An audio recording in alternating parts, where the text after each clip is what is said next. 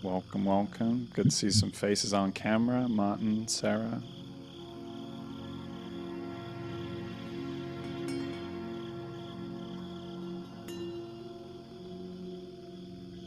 Oh, we got Clemens joining us. Some Resonant Men coming in.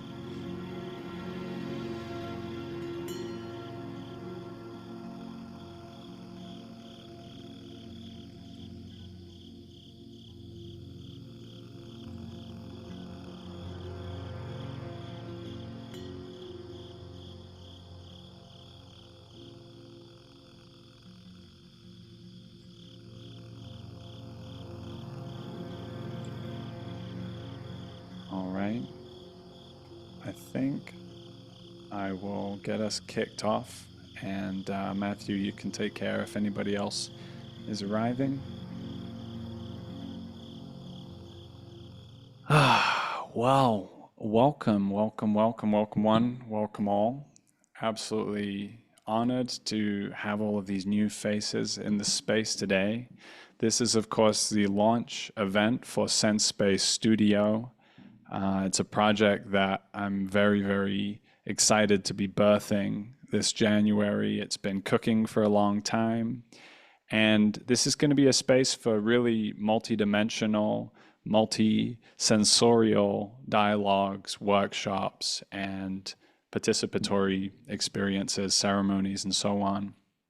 And I'm really honored to kick off today with a theme that is really very dear to my heart, and that is the question of collective healing.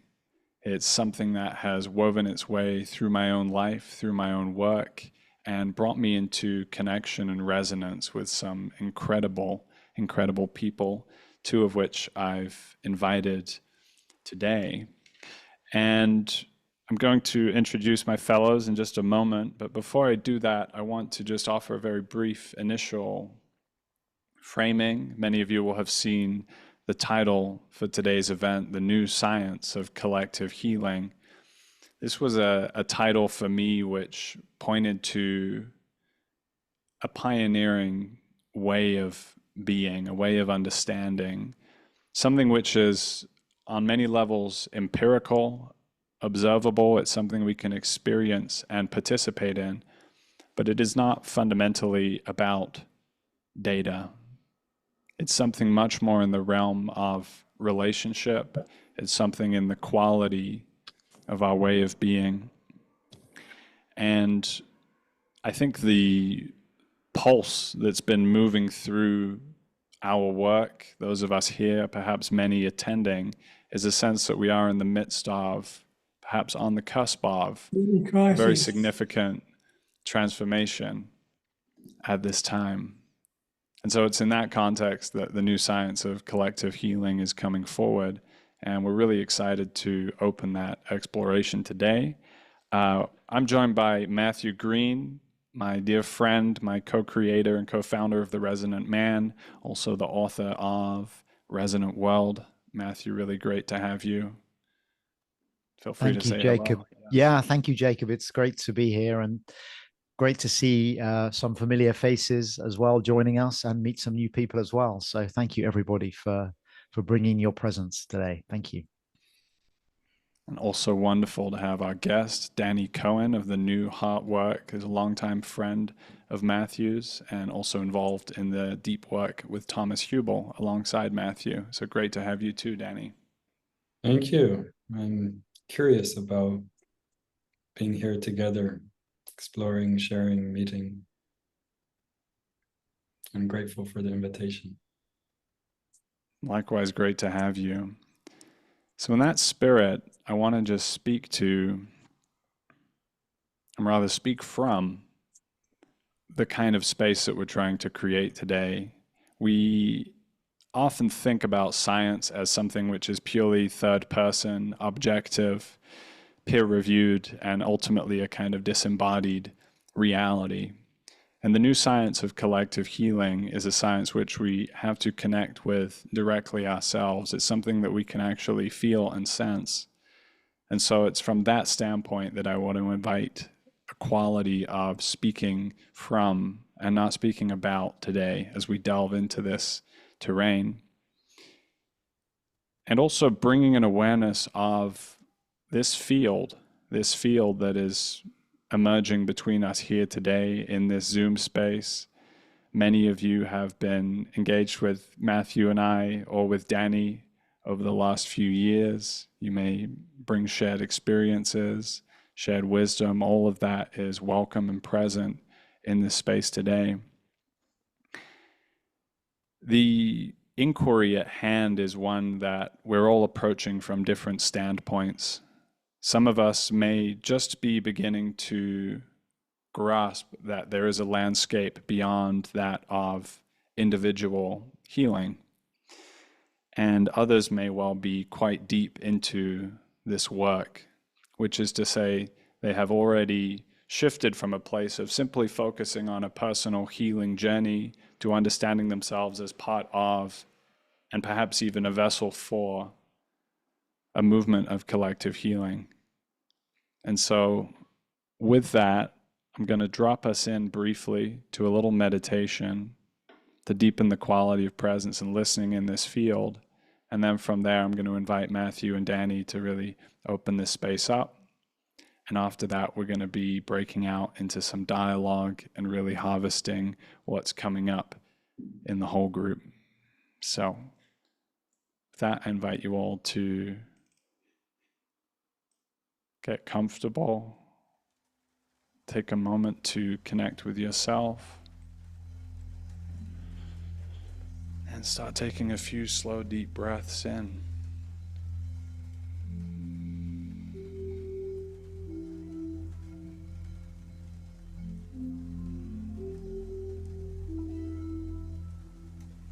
This studio space is inviting your fullness.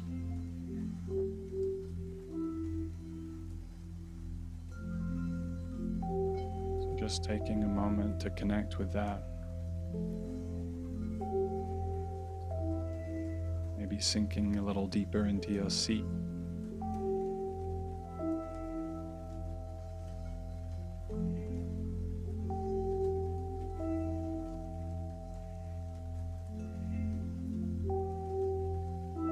Letting any busyness in the mind dissolve into this in and out tide of the breath.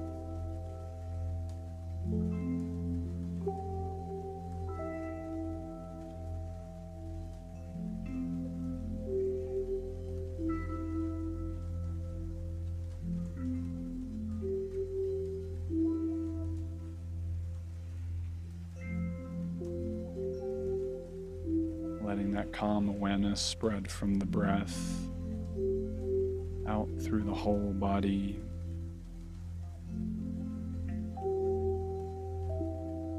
Being with your whole experience.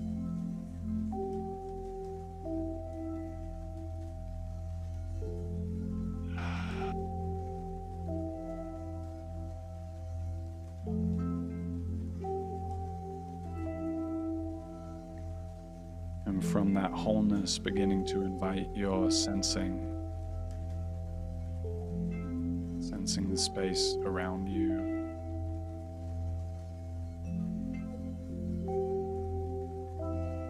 All the while feeling that movement of the breath.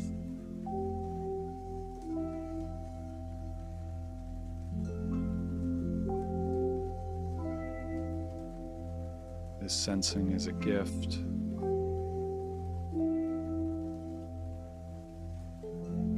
It is a doorway to deep connection.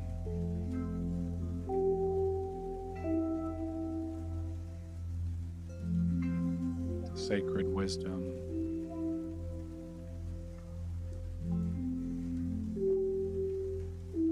And a healing intelligence that is here to support us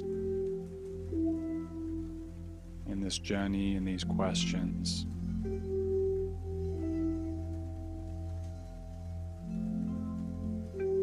Landing this new space of possibility in the world.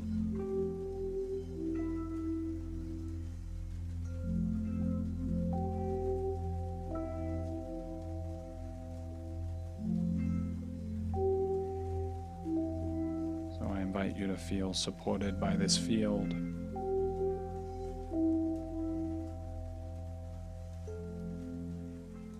Knowing that anything that is moving or coming for you within this session is held within that field.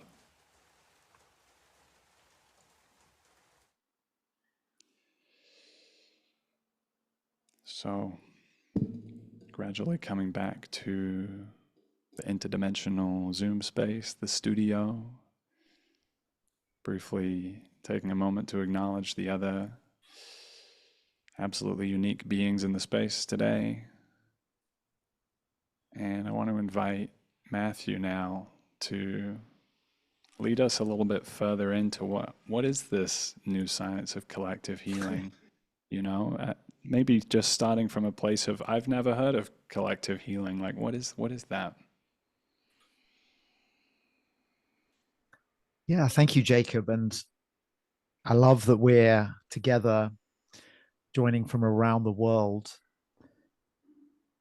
engaging in this inquiry, and particularly engaging with the help of Danny, who I'll say a little bit more about momentarily. But for me, the revelation of recent years, particularly since becoming involved in the work with Thomas Hubel, the facilitator who has developed protocols for large group processes to work with major collective trauma, historical traumas, legacy of war, genocide, colonialism, slavery, these hyper objects, one might say, that live in us as a collective, but which we can't begin to tackle on our own. That's I suppose the starting point for my engagement with this work. But I suppose what that has led me to explore is actually what that means for us as individuals. Because I know that in my earlier life, when I was suffering from symptoms, and in my case, it was depression, every 5-6 years, I'd have a really crippling bout of depression. My go-to, or my assumption, was that the answer to that would be in some kind of one-on-one therapy process. And I did have some success with that. And my wife is a clinical psychologist, and I know very well the value of that one-on-one work. But what I think I have realized, and I'm increasingly realizing, is that when we're looking at our global problems, or national, or even problems at the community level, there's a collective dimension that we're never going to be able to address one-on-one.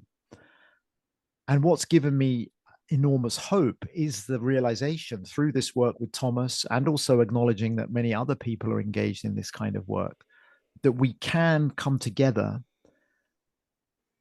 and allow a process to happen between and within us that can open us up to entirely new ways of being, new ways of relating to ourselves and the trauma that lives within us, but also new ways of relating to other people, and an entirely new sense of our role and purpose in the world. And it's feeling this medicine, if you like, working on me in these collective spaces that has really prompted this commitment that I now have to playing my role in writing about, or platforming, or somehow spreading the word about this work. And of course, that brings us to the question of, well, what is this work? Like, how do we convey and communicate this, especially perhaps for people who may not have had this kind of experience? And this brings me to Danny, because I met Danny, it's 3 years ago now, when we both were training with Thomas Hubel in his 2-year Timeless Wisdom program, or Timeless Wisdom training, where we go deep into the principles of integrating collective and intergenerational trauma. And I'm hoping to solve the riddle that Danny posed me in this training, he posed it to me wordlessly, and that was, how does he do that? Like, how does he? What does he speak? He has a way of talking. Like, he has a way of being present with people. And I was like, what is it? I've never heard anyone. I just don't get it. Like, who is this guy, basically? And I think I even at one point came up to you, Danny, and said, actually, Danny, I'd like to be your friend. Like, do you mind? And you were like, because I could sense this quality that you had. And, you know, you were obviously, I was coming to the training as a total newbie, but you were coming with a lot more experience and a lot more capacity. And there was something about the way you, as I say, the way you were able to relate to people, the way you were able to take somebody's distress and kind of approach it with a certain gentleness and precision. I just thought, I want to do that. Like, how? And of course, the good news is you do teach this, and you've got your new course coming up early next month. But I would love to you, like, very selfishly, I love having you on the spot, because I want to hear from you how you do what you do, and what this new science, if you will, of collective healing is in your experience and your practice. So maybe I could turn it over and just simply ask, well, what is it that you do and how do you do it? Because I want some of it. Yeah, I love that. Thank you for that very sweet invitation and reflection, and for the earnestness and sincerity of your interest and responsiveness. And I'm very happy to respond to that. And I also want to say hello and welcome to everyone who's joined us. I'm curious about you. And also those of you who are not on camera, if it suits you to come on camera, of course, that just creates more relationality. So you're welcome, but not pressured.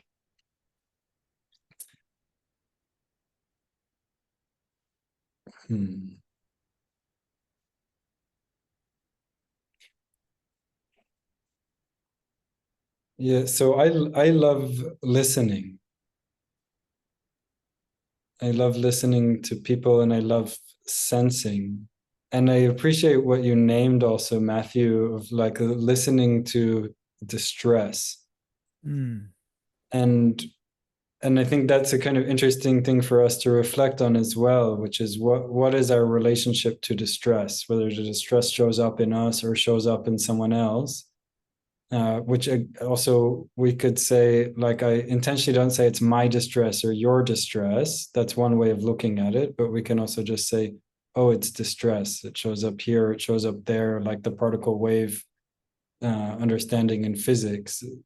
You know, there's a habitual sense of me and mine and you and yours as separateness.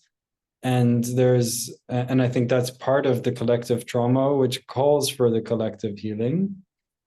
And what I'm so interested in and engaged in is both the art and the craft, and also to some degree the science of how do we create the quality of connection. Well, the way I often say it is, how do we create the quality of connection where bodies and hearts naturally relax together, or where there's a sense of resonance, which not that we merge into one another, but that we come back into relation, into feeling each other, into feeling felt, into knowing and being known, in a way which dissolves, hopefully more and more, the pandemic of isolation and estrangement.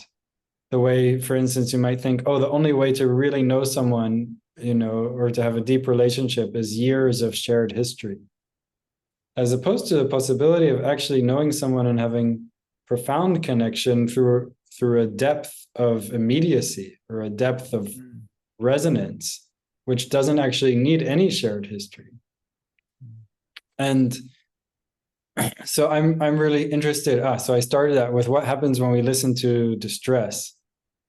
And do we see distress as a problem, you know, a problem to be fixed, or to be avoided or distracted from?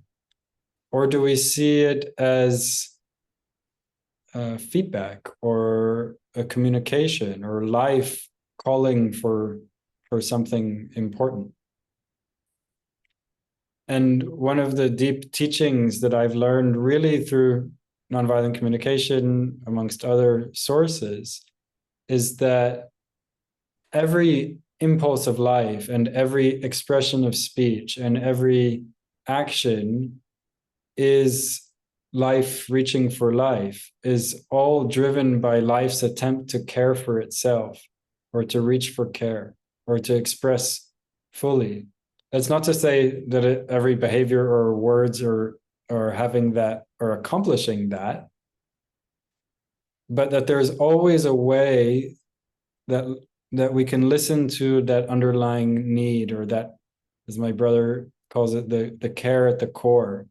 And so then there's a practice of attunement and sensing, and then checking or reflecting, both listening with heart and presence, and sensing, and then coming into contact, not around the surface. Do I agree or disagree with your ideas or your opinions or your judgments? Do I think they're good or bad or right or wrong? But what's the underlying movement of life? And the amazing thing is that when we both land on that, it creates a resonance, and that resonance arouses care. When I'm touched by your need, then it's right away what happens in me without trying is, oh, I want that for you. That underlying thing, not the strategy necessarily, but oh, I want that for you. And so what I'm interested in the relational space, as you said, what is the process that happens in us and between us, is really an exploration of what is the habitual relational operating system that we're running, which creates so much static or not feeling that process doesn't happen. And how can we come into relation so that it happens again? Because when it doesn't happen, then we're in the grip of scarcity and in the sense or perception of separateness. And then we're also often in our fight, flight, or freeze systems, or states of alarmed aloneness, and then operating out of more frantic strategies or defensive, protective strategies. And we see, an entire economy, which is supposedly the basic truth of the economy is scarcity and competition, or separateness and competition. But we also know, and there's some examples of that in the world, but also historically, many millennia ago, of economies, which is to say people meeting their needs through care and collaboration.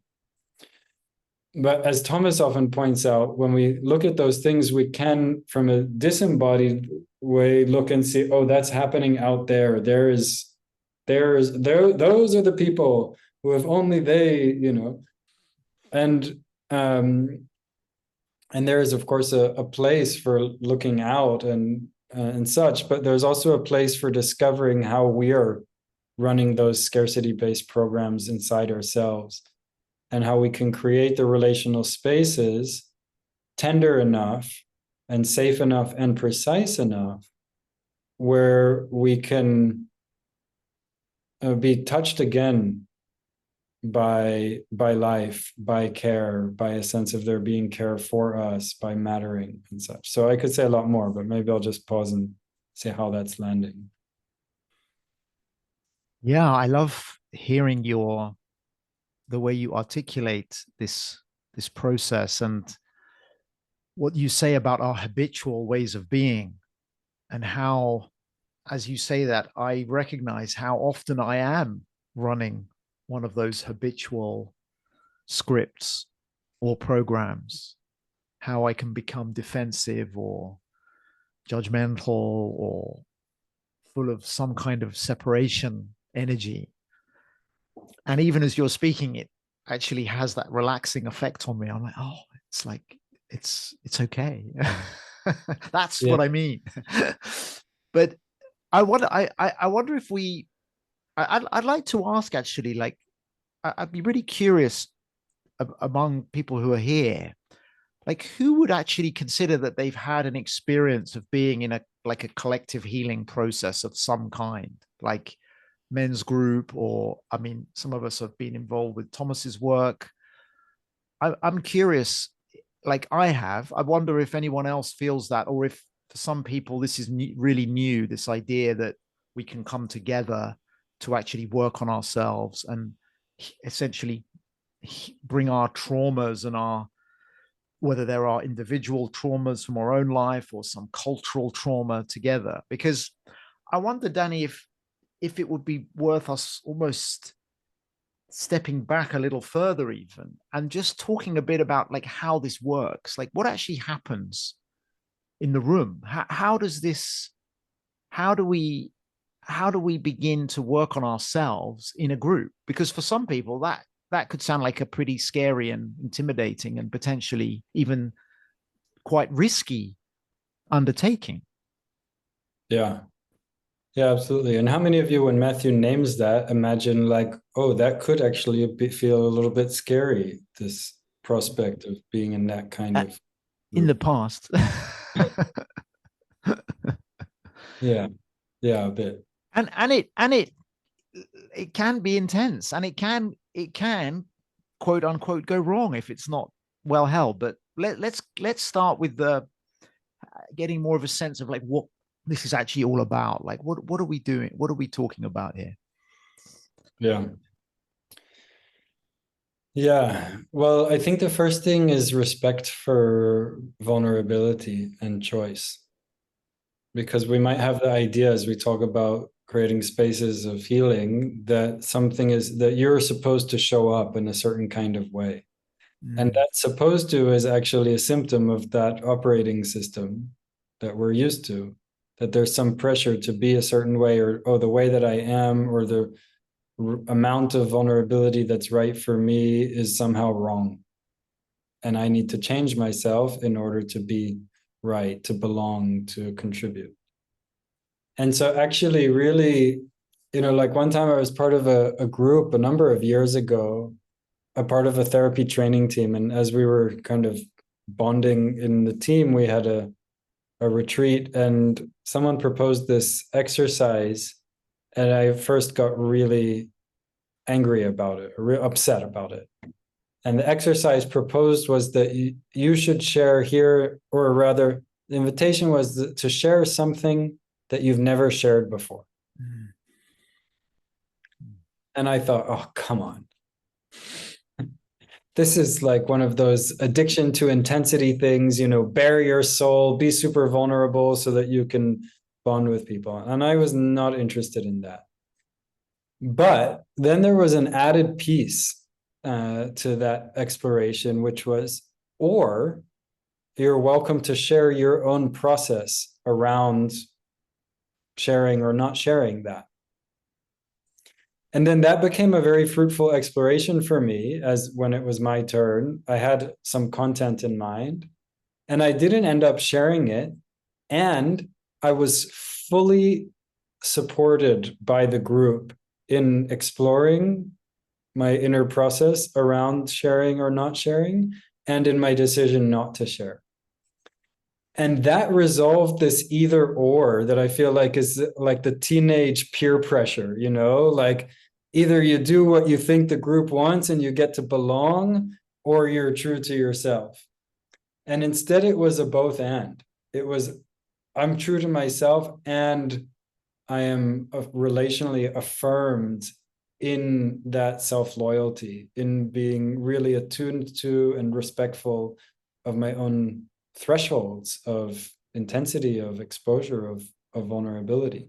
And that felt like, oh, that was a moment of healing, that's counter to that program, which says it works like this, belonging works like this. And then in that group, right, there's something different is happening. And then, of course, I'm the one who's in the spotlight, but anyone who is witness to that is also participant in it. They're contributing to it. They see it. And I often hear this, in groups, when one person has a meaningful process or experience, other people say, oh, that I also felt like that was a process for me, or that's a modeling that, that opens a possibility that wasn't on the radar, because we're such social beings, so it's so helpful. Not to mention, like, Rupert Sheldrake's theory about morphic fields, that even people who are not explicitly participant in or witness to, that somehow, in the subtle fields of the universe, populates or becomes more available as more people are embodying that or living that. Yeah, that's right on the money, Danny. And that's right where I wanted to bring in is just this emphasis on resonance that I hear coming through both of you today. And personally, I sometimes have a reticence when writing and sharing about these things to stress the trauma aspect of it because there's such a collective heaviness around that word that I will often prefer to say collective healing. And part of it for me is also like to me there is no collective trauma healing process without resonance. And so it's to try and convey like these two things are completely in relationship. And ultimately what is occurring in a collective healing space that is affording this process to occur is that resonant quality is deepening, it's elevating between the people in the space. And from that, then actually there's almost a new sense of myself. Like when I'm participating deeply in a field, in a group dialogue, let's say, there's a way in which I'm not just like me, individual Jacob, but there's kind of like an interbeing me. There's a me that exists in this space of relationship with all of you, right? You're different in each of your relationships in your life. And so when we kind of exapt that up to a group, and then we develop that group and we really attend to it almost ceremonially with a certain rhythm and a certain care, then the quality of that field brings out a certain quality of ourselves. And now that me, which may, by some accounts be a kind of higher self me or a fuller me or a more authentic me, is actually able to land kind of coherently in the world. And so there's kind of an empowerment in this because, without that group support, without that group field, you may have intonations of a more whole self that you want to bring forward into the world, which I would argue is a healing thing in of itself. But without like a we space to kind of land and hold that and affirm that, it can be very challenging to kind of be the little stick in the wind, so to speak. So I just wanted to share on that. And I think one other piece to bring in here is just the part of what is so empirical about the new science of collective healing for me. And by empirical, I simply mean you can measure it, you can observe it happening, there's a direct feedback occurring, is that when this healing process is happening in us, when we're going through these moments of clearing, release, opening new channels in our body, in our energetic body, new possibilities seem to open in relation to others. And it's not necessarily even that we have to do anything, but that simply that being, that frequency of being deeper, sitting deeper into, having integrated more of that darkness within ourselves or within the collective, that it seems to sort of have a alchemical and transformative resonance that brings out possibilities in others around us. And so this is all just circling around what's being revealed here in this collective space, this kind of like rippling, resonant interconnectedness that we can't exactly put on a scientific paper, but we can feel it and we can see it, and it's as real as we are, is increasingly reflected outside of the group spaces in the world around us. And so we seem to be living more in resonance, which is a very exciting possibility. I wonder, Matthew and Danny, what else comes up for you on this, and then looking to get the breakout rooms going, because I'm sure there's some some popcorning thoughts in the space already. Yeah, one thing that comes for me is the significance of collective witnessing, which is to say, for, let's call them hurts, violations, traumas, harm to life, whether that happened to an individual or to a collective, like the Holocaust. That can be spoken through a person who bears a personal impact of that, and known and witnessed collectively. There's something about when there's a coherent group. I get this image, like years ago when I was trekking in Nepal in the Annapurna, the way like high up they would boil water is they would put a kettle amidst a bunch of mirrors that would reflect the sunlight into the kettle. So there's something about like when a group has enough presence and kind of groundedness, and that presence is turned towards a person who's presencing something, who's bringing something into the space, not in a, as we said, a talking about kind of way, but the aliveness of that can surface. It's been underground, let's say, like a stream, and it can surface through them in that kind of space. Then something can happen. Maybe something alchemical happens through that arising and being held in a way that doesn't lead to the usual things, which is reaction or fragmentation or suppression or not getting the experience of reception that's needed actually for that to be metabolized. And sometimes that kind of surfacing of past flavors of awfulness and tragedy arises hand in hand with touching new possibilities. That as we come into like the experience of resonance, it brings up the grief of how much we've lived in separateness. Or as we have a moment of deep regard for life, then it brings up the way that life has not been held in that regard. And both of those are significant parts of healing, of the new experiences being able to emerge and be embodied, and the grief for what happened or what didn't happen that was needed to also be able to come out, and to, that kind of grief is a kind of an ode to the significance of life not having been honored.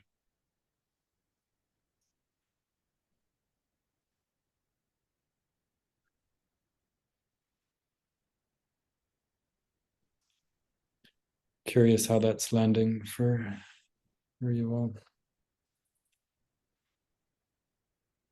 Just taking a moment to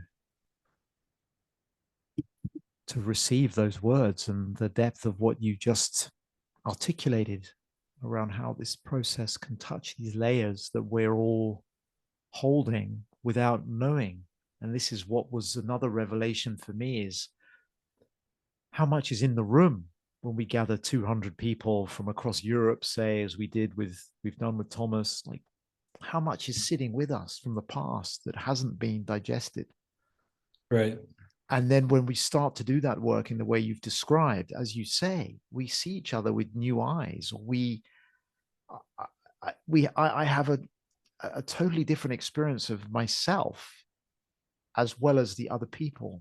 And yeah. I would imagine that you could almost hear this in the sense that it's almost like a flattening, like, oh, we all become the same.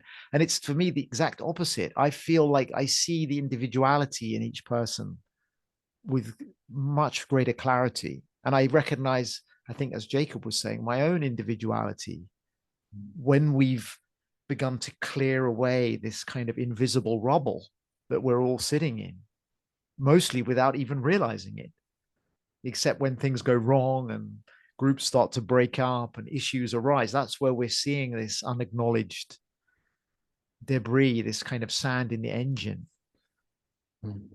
causing problems, and we don't know where they even come from often. So the possibility that you've pointed towards, the way that we can come together on the other side of this work, is what really excites me, and I'm feeling some of that connection alive. Absolutely. And just what you said about we see with new eyes, that's actually literally true. Like there's, you know, a way that this is, again, usually quite unconscious, that we can be holding a lot in our eyes, or there can be a deeply habitual tension from traumas that were not metabolized, or from experiences which were too intense to be felt through or not accompanied in the way that we needed. And so what we can do is to kind of put the brakes on that intensity of feeling, but then that can become a fixated kind of physiological habit. And then when we find ourselves in these attuned, resonant relational spaces, then there's actually space for that to start to breathe, or for, you know, something to open that, and then literally the eyes change. It's amazing. Yeah, it's incredible. Yeah, just taking a moment to really be with that possibility. We're gonna take a few moments now to actually bring in one of the practices that we use in the work with Thomas, and I'm sure it's used elsewhere, which is going into triads, groups of 3. And some of you have done this before. Some of us are veterans at this practice. Others may never have had this experience.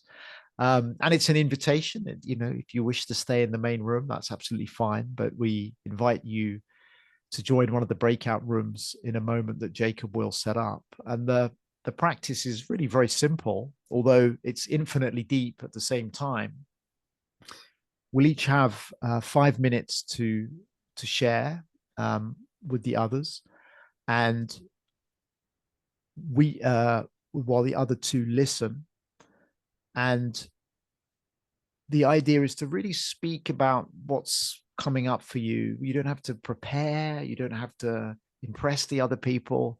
You just speak from the thoughts that are coming, or sensations you're feeling, or emotional reaction you're having, and just describe what's coming to you in response to the prompts we're going to give.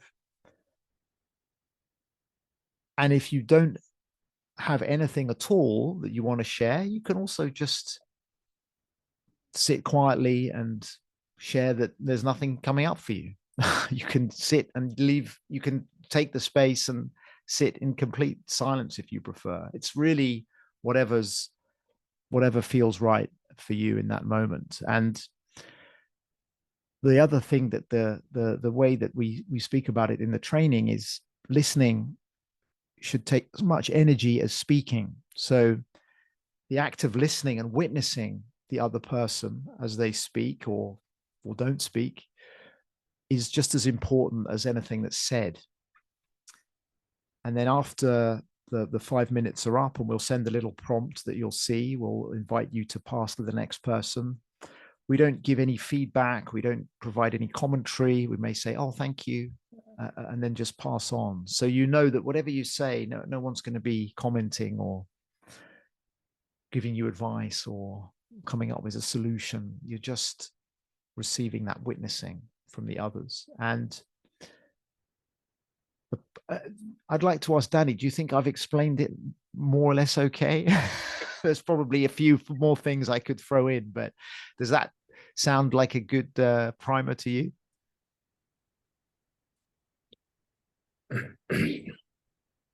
To be honest, I was a little bit distracted for the second part of your sharing. It's okay. That's I wonder, what I would just check is, for those of you who were listening, Is it clear to you what the process instruction is before Matthew shares the content prompt? Great. Great. Yeah, so the prompt is just what's alive for you in this conversation. What has struck you so far? Is there something you've heard that's really spoken to you, or something that is coming alive in the listening? And then if you want to go further, we'll invite the inquiry into what does the future of collective healing feel like to you? What is the future? What might be possible with this kind of work? What does the future of collective healing feel like to you? And yeah, just answering the question in the chat from Jim. No, there's no response. We each just share for 5 minutes, and then we swap. So one shares, the other two listen in silence. The next one shares, the other two listen. The next one shares, the other two listen.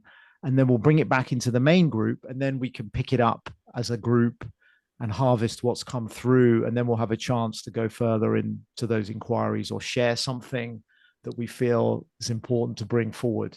But yeah, we don't give feedback or reflection on what's shared, just the witnessing. All right. Thank Great. you. Well, Jacob, I'll hand it intro. over to you to do the honors with the breakouts.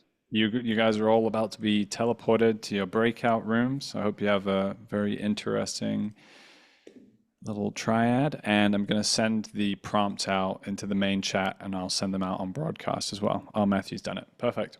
All right. Well, off you go, and you'll be prompted on timing, and look forward to harvesting whatever comes up in the big group. That's everybody coming back in. Welcome back. Welcome back. So just taking a moment to land back in the big group space.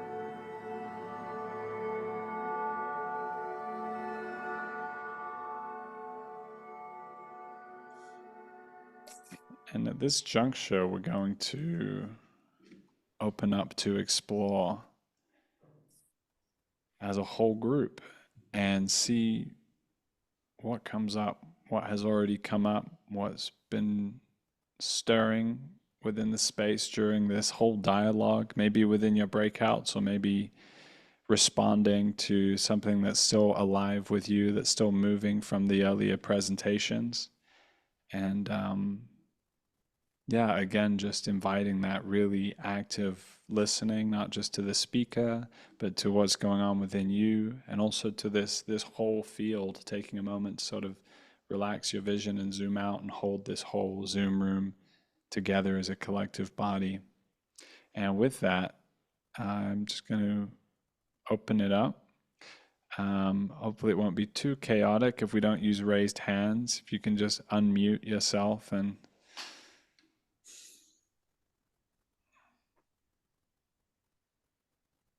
please proceed.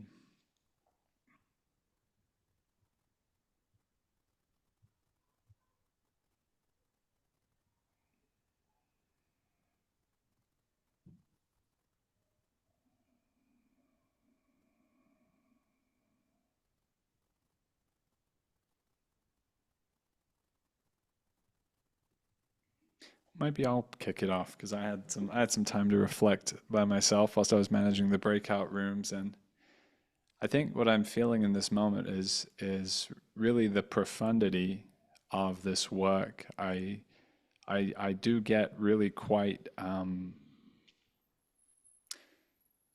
profound vibes when I participate in these kinds of fields. I really feel a different quality of consciousness is starting to be felt within me and in relationship to the other people in the space.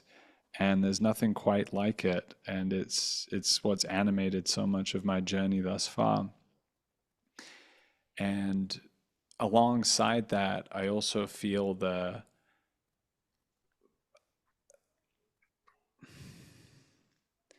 depth of the work that still lies ahead, and I can still feel on my own path that I've reached a place where I have touched into various deep collective traumas that I don't have any personal connection with.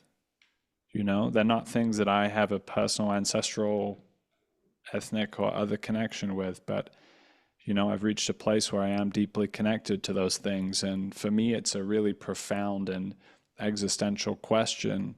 You know, what are the conditions of healing? What is the insight? What is the relationship to the sacred that can allow these things that sort of are living in me to be digested and to for like new life to start to grow out of, you know, the mountain of atrocities that is recent history. Um, and with that, also acknowledging, sorry, I keep mixing up new heart work and living heart work. Danny's work is called the living heart work, and that's been an ongoing confusion in my head for a while now. So you'll all receive links to that. Yeah, that's what's alive for me in this moment.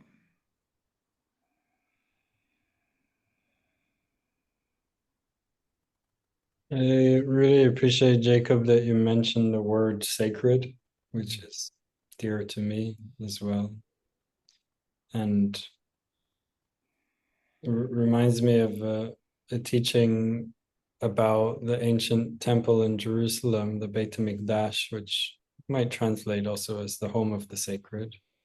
And a teaching about the pilgrims who used to make their pilgrimage there.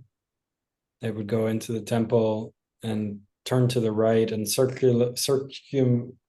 say it? Circumambulate counterclockwise around the Holy of Holies. Unless, however, you were brokenhearted or carrying some distress or struggle, in which case you would enter and go to the left, clockwise, so that all of the other pilgrims would see and meet and acknowledge you and meet you in what you're holding. And I find that so powerful and so beautiful that in that space of sacredness, of the Holy of Holies, there is also a relational, communal, collective tending of heartbreak, of sorrow, of loss, of grief. And for me, those two really go together, that the sacred is a source and a resource from which we can bring the quality of presence to be able to look into the dark and into the shadow, but not get lost in it. And also doing that work of healing, of digestion, of tending, allows the sacred to become more revealed, more known, and to shine more, to illuminate our beings and our lives.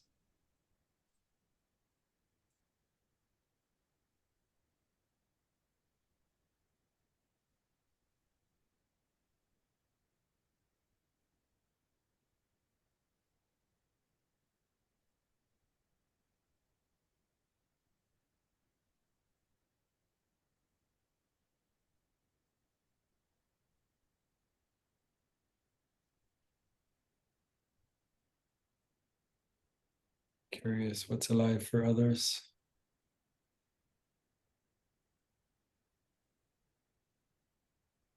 I will just jump in because jumping in is kind of a specialty, I guess. Danny, when you were talking, I think it was Danny was talking about distress. And I'm a physicalist, so everything for me comes down to the body, anatomy. And it's amazing that that works and preserves the integrity and the connectedness of everything. I think that's an evolution right there. But I looked up the etymology of distress. It comes from two parts, dis, which means to apart, taken apart. And the Latin word, I think it's a strictere or stringere, which means to bring together. And we've defined stress as a kind of an oppressive thing. But really, in essence, it is the coming together. And so in the body, as a fundamental principle of every tissue, at every level, stress, or what's called pre-stress, is very important. That there has to be a sort of integrity to the system. It has to be together. And And that distress then would be the loss of that tone or the loss of those connections. And so I thought that was a really, just thought that was really an interesting point. And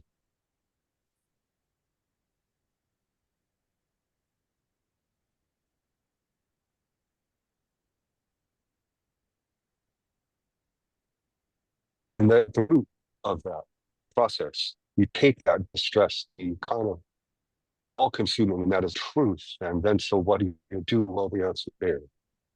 You know, it's about coming together. And I love the metaphor, Daniel, as well. I just love this.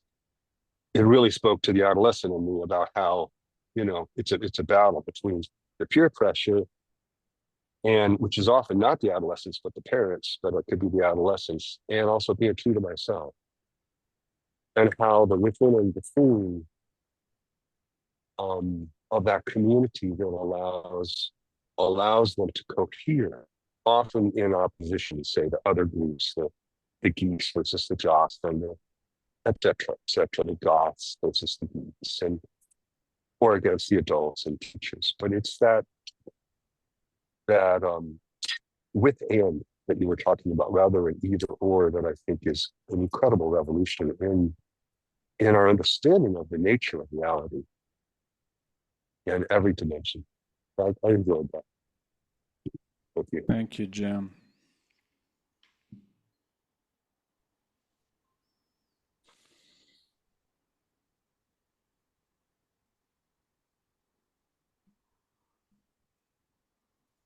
I could share something. Please. Or Martin as well. Maybe you want to. Go ahead, Martin. Go on. Go on. Do you want to go first? Go ahead, Diane. I'm very happy to listen to your contribution. Thank you. Okay. I live in Israel, and I think what walks with me constantly is how to keep my light in the midst of all this collective trauma that's going on right now. It's a constant centering work.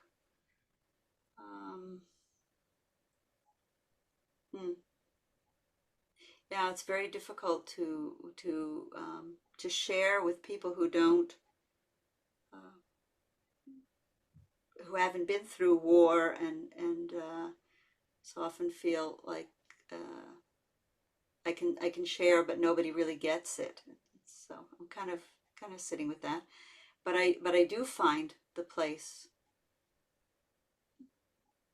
to hold the light. Not always. I really don't know what else to share. Don't have to share more than that, but that's what my biggest question right now, actually.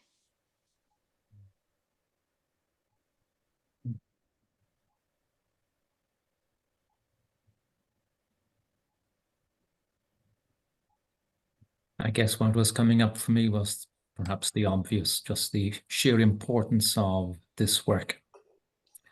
As I was saying in our group, we swim in seas of collective invisible trauma without realizing how they are influencing everything.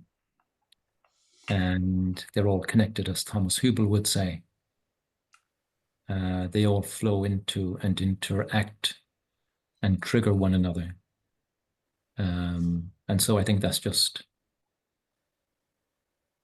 hugely important to begin to make trauma visible, which was the name we gave to an invitation in the last year to Israelis, Palestinians, and Jews. A group of about 30 to come to Ireland and just look at the very subject of trauma and how it might be made visible, how to see with new eyes, and how to create cultures of healing. So I think the question was raised as a prompt, where is this work going? And I think the answer has to be, it has to become part of the everyday process of healing, of educating, of building cultures in peace building, in education, in our health systems. It has to become an integral part of all of that. But for that to happen, we first have to be capable of seeing that trauma is everywhere. And yeah, I guess that's a starting point, making trauma visible as a starting point in creating cultures of healing and changing our narratives, exploring or interrogating the narratives that have brought us here, and being willing to engage with them and say, now, what is the narrative that I need to live into in order to create a future that is different from the past?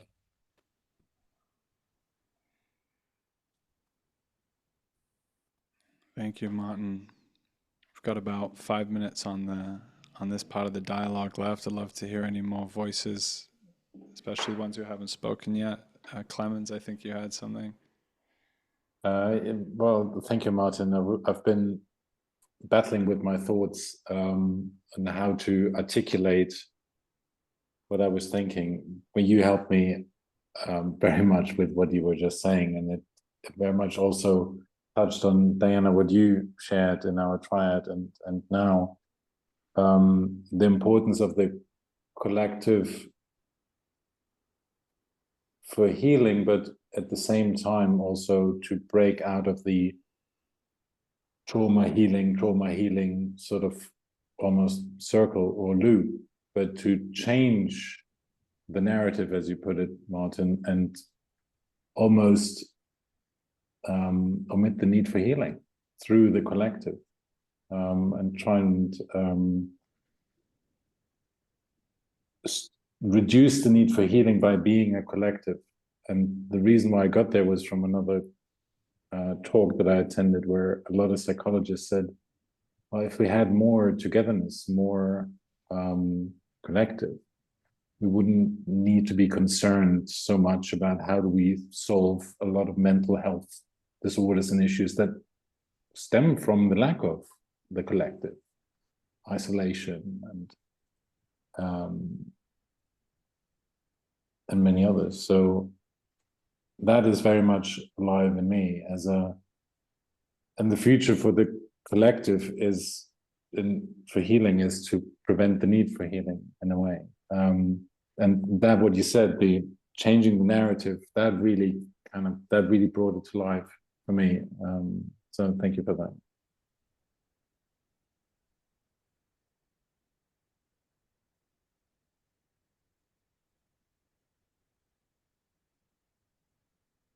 I think that one of the great values of being in collectives or in groups where there's a different kind of culture of the way that we meet is that those deep needs for intimacy, for deeply nourishing connection and belonging, they're restored, or we don't only get that in a therapy session, or only with an intimate partner on occasion. Coming back into being with each other in that way, it's so basic. And just as you said, so much of the pathologies of life come from the lack of that.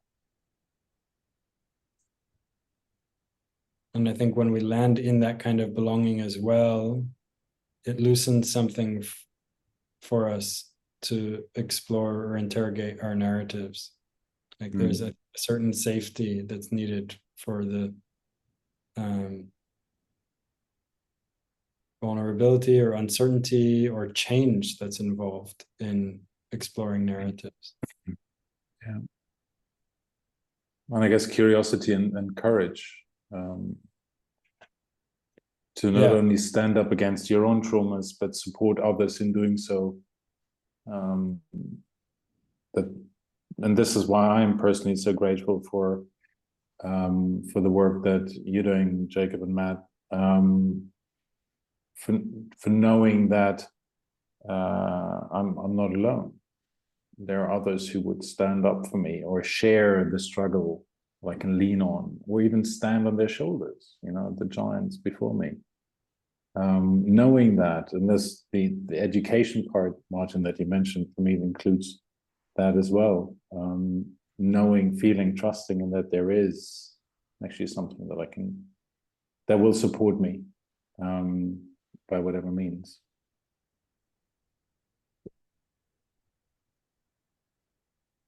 Clemens, can I respond to you just briefly? Sure. About, yeah, you said, it kind of triggered me when you said, well, we're going to eliminate the need for healing. And I really wanted to process that because I'm a healer and healing is intrinsic. And I wanted to say that it is an intrinsic, integral function of the collective. And I thought that's maybe what you're really saying. Sorry if there's background noise. Healing is an integral function of the collective. So it eliminates the need sort of as a construct, as an artificial construct. And in the ecosystem, right, we see that's how an ecosystem functions. It's self-healing. The body is self-healing. Why not the social collective? That is the nature of complex living systems.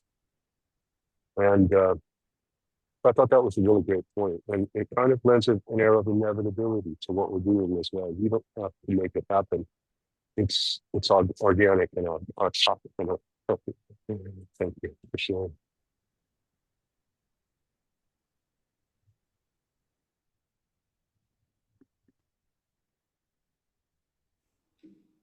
Yeah, I really appreciate that last remark, Jim, and pointing us towards that sensibility of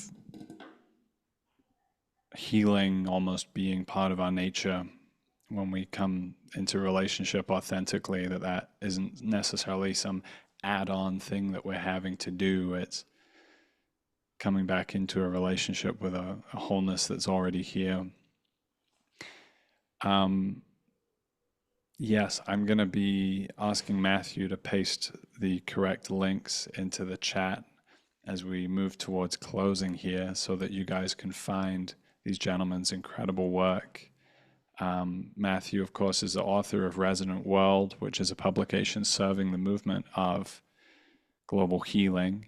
And through that, you'll also find out about the Resonant Man that Clemens mentioned and an upcoming event that we're going to be holding next week, bringing together men from our Resonant Man circle, other men who are interested, and a corresponding women's group to explore how men's and women's spaces in dialogue can be a part of this cultural transformation. And of course, as Matthew mentioned, Danny has an upcoming course, The Art of Communication, which is now linked in the chat. And finally, I'm going to be dropping a donation link. All donations will be going to support the work of Matthew and Danny, and that will be dropped in the chat momentarily. But whilst we're doing that, I just want to say thank you to all of you for coming out today. It's been an absolute honor to host all these wonderful new faces in SENSESPACE Studio, to meet many of you. And whilst I didn't get to participate in all of the groups, I get a sense that there was some really heartfelt dialogue happening. And from my standpoint, that's medicine for all of us. So I really appreciate that. Yeah, the event for the men and women's circles will be published through the through Matthew's Substack, Matthew Green Global. So subscribe there. With that, just before close, I just want to invite if Danny and Matthew have anything, and after that, I will ceremonially close the space.